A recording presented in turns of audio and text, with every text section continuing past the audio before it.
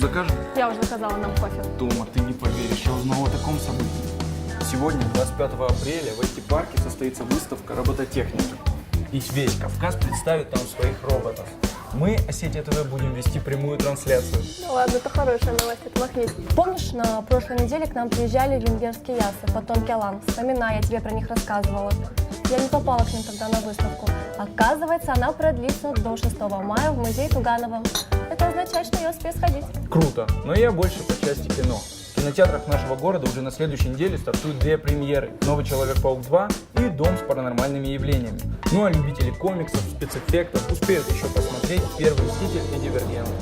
Кстати, вчера я проходила мимо афиши Русского театра и поняла, что эта неделя настоящий подарок для истинных театралов, таких как я.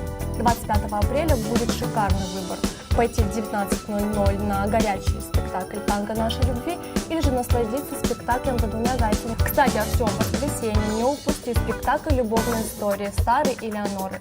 Тебе понравится. Запиши. Ну а что-нибудь еще, кроме театров и выставок, что-нибудь нестандартное, интересное?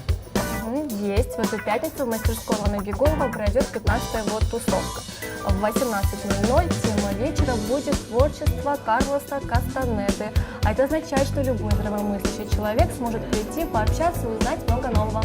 Все-таки я предпочитаю более активный отдых. В Бойсе пройдет караоке-баттл. В 2 раза больше музыки, в 2 раза больше веселья. А клуб 49 пригласил лучшего диджея Ставропольского края, диджея Густа.